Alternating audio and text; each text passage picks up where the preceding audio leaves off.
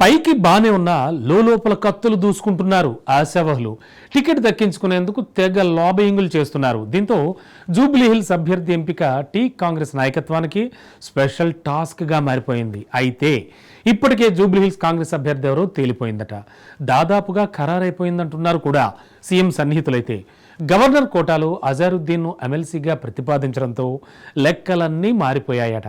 ఆ నాయకుడి కోసమే రూట్ క్లియర్ చేశారనే టాక్ వినబడుతోంది. ఇంతకీ ఎవరా నేత?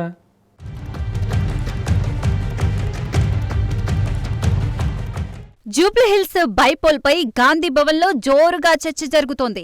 2023 అసెంబ్లీ ఎన్నికల్లో పోటీ చేసిన అజారుద్దీన్ కే టికెట్ ఖాయమని అందరూ భావించారు.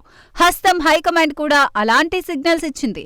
అప్పుడు గల్లీలో ప్రయత్నించినా ఢిల్లీలో బ్రేకులు పడతాయనుకున్నారు హస్తం లీడర్లు. అయితే ఎమ్మెల్సీ రూపంలో అజారుద్దీన్ రేసు నుంచి తప్పుకున్నట్లయింది. దీంతో జూబ్లీహిల్స్ సీటుపై కన్నేశారు టీ కాంగ్రెస్ లీడర్లు. ఒక్క ఛాన్స్ అంటూ అగ్రనేతల చుట్టూ ప్రదక్షిణాలు చేస్తున్నారు.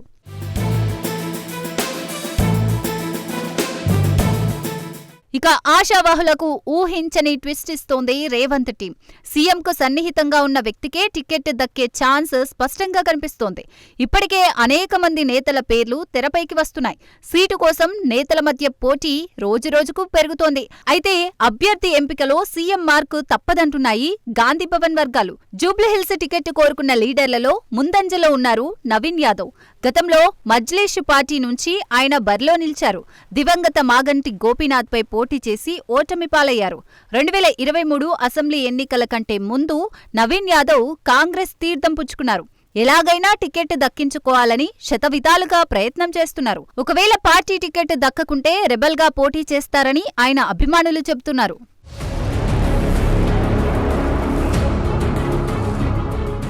జూబ్లీహిల్స్ సీటు ఆశిస్తున్న నేతల్లో గుర్రం మురళీగౌడ్ ఒకరు. యూసుఫ్గూడ డివిజన్ నుంచి కార్పొరేటర్గా పనిచేశారు. 2014లో బీఆర్ఎస్ అభ్యర్థిగా బరిలో నిలిచి మాగంటి చేతిలో ఓటమి పాలయ్యారు. ఆ తర్వాత హస్తం గూటికి వెళ్లారు. 2023 అసెంబ్లీ ఎన్నికల్లో టికెట్ ఆశించినా కాంగ్రెస్ కట్టబెట్టలేదు. గతంలో జూబ్లీహిల్స్ నియోజకవర్గం నుంచి పోటీ చేసిన అనుభవంతో పాటు గౌడ సామాజిక వర్గం కావడంతో టికెట్ కోసం తీవ్రంగా ప్రయత్నం చేస్తున్నారు.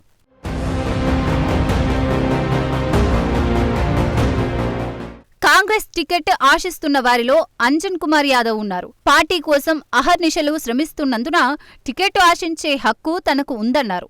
ఇంట్లో తండ్రి కొడుకులిద్దరం పార్టీ కోసం పనిచేస్తున్నప్పటికీ వేతనం ఒక్కరికే వస్తోందని వాపోయారు అంజన్ కుమార్. పీసీసీ అధ్యక్ష పదవి చర్చల సమయంలో తనకు అన్యాయం జరగదని అధిష్టానం హామీ ఇచ్చిందని, ఇప్పుడు ఆ హామీని నిలబెట్టుకోవాలని ఆయన కోరారు.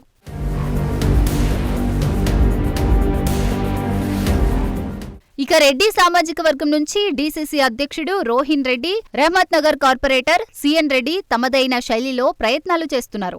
అలాగే మైనార్టీ కోటాలో ఫహీం ఖురేషీ టికెట్ ఆశిస్తున్నారు. రోహిన్ రెడ్డి, ఫహీం ఖురేషీ ఇద్దరూ ముఖ్యమంత్రి రేవంత్ కు సన్నిహితులు. దీంతో ఆ ఇద్దరిలో ఎవరో ఒకరికి సీటు ఖాయమనే చర్చ జరుగుతోంది.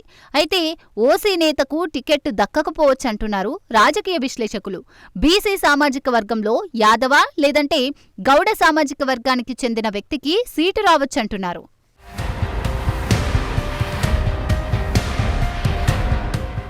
జూబ్లీహిల్స్ ఉప ఎన్నికను ప్రతిష్టాత్మకంగా తీసుకుంది కాంగ్రెస్.